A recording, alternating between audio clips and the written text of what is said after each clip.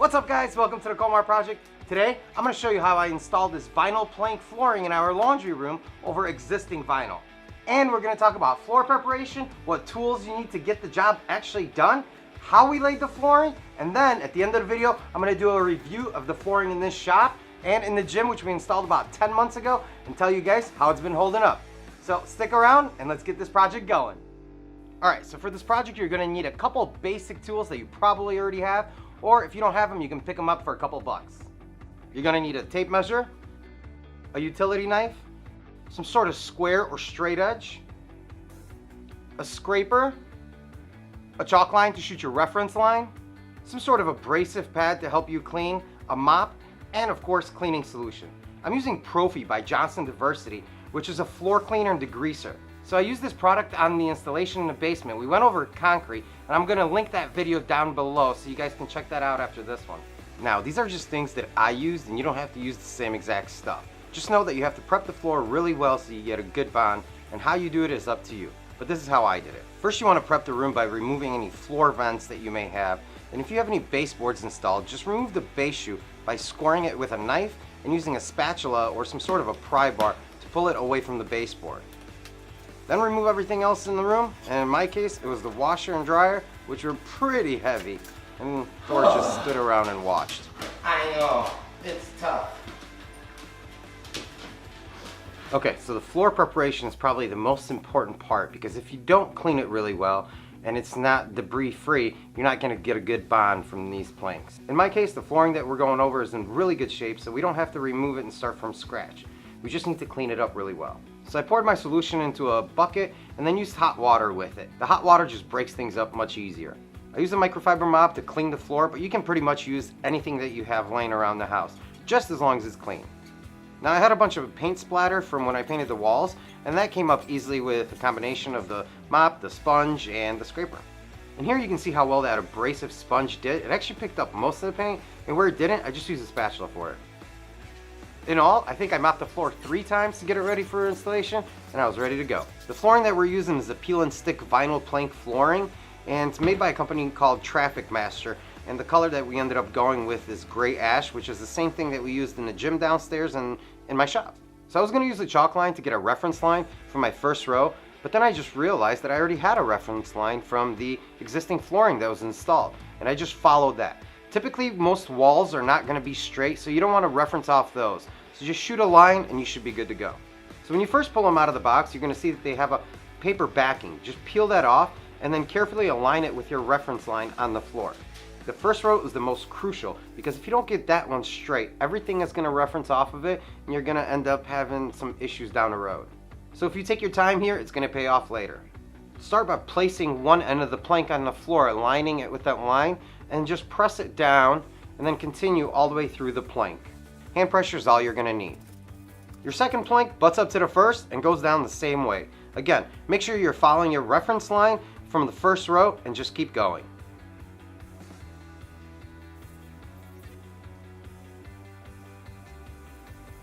Now on the second row, you're going to have to make a cut in your first plank.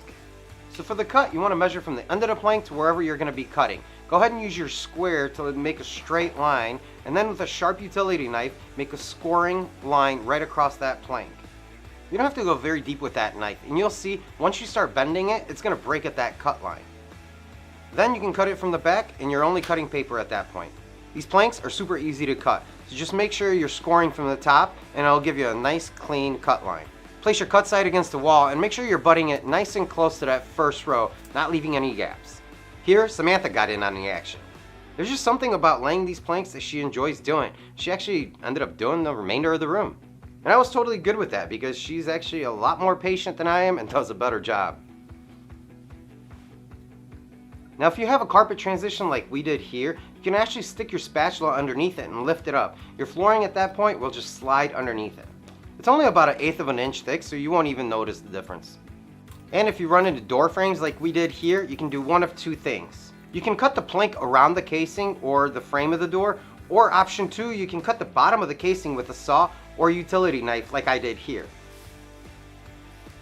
And again, you don't need much, just enough for that plank to slide underneath.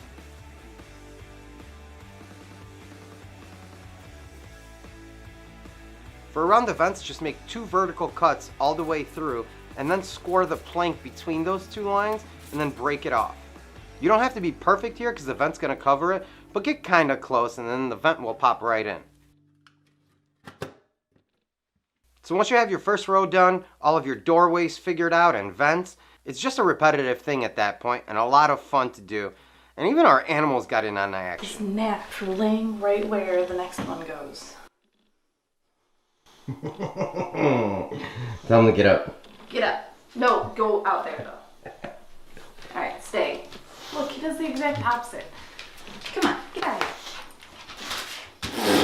here. Or I should say, got in our way. But since I wasn't doing it, it was actually comical to watch the dogs and cats mess with Samantha. 36 divided by 2 is always 18.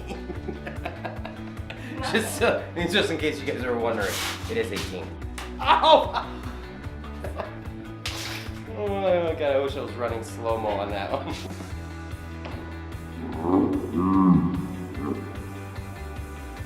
And with a little preparation and measuring, anyone can do this. Now, this video is in no way sponsored by any of these products to include the flooring. I just truly love the product and how easy the installation goes and the durability of it, which we're going to talk about at the end of this video.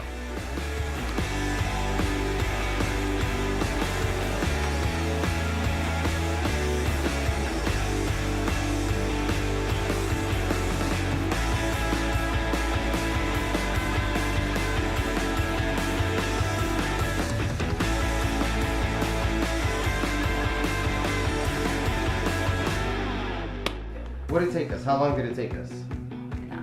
An hour maybe. So honey, how easy was this? This was pretty darn easy except for the cutting over there, that one piece. That was a little difficult for you? That was not fun. Okay. You made the wall wrong, I think. It's probably just awkward dimensions. Oh, so it's my fault? Yeah. Okay. And would you recommend somebody doing this on their own without a contractor? I would, but it's more fun with 2 people and a dog and a cat. Okay. At least. Great job today.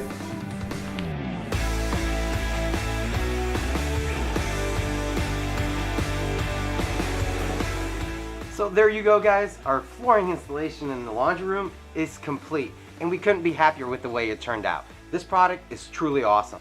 It's super easy to install, and with the amount of traffic we get from our kids, the dogs, the cats, me dragging tools everywhere, spilling stuff all the time, it's holding up pretty well. So like I said at the beginning of the video, we installed this same exact flooring about 10 months ago here in the shop and in Samantha's gym.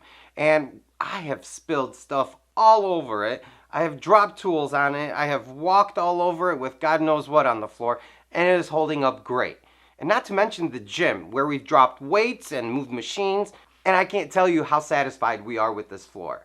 Now, like I said before, we are in no way sponsored by this product. We just truly love it. We have put it through the ringer with everything that we have done to it over the last 10 months. So if you guys are thinking about getting flooring like this or are on the fence about it, I hope you got something out of this video. This was just our experience, what worked and what didn't work for us, and I hope you guys enjoyed it. So if you have any questions, go ahead and put those down in the comments. I answer every question to the best of my ability. I'm not an expert in any means, but I've done this 3 times, and hopefully I can pass on my knowledge to you guys. So if you really liked it, go ahead and give me a thumbs up so I can keep making these videos for you guys in the future.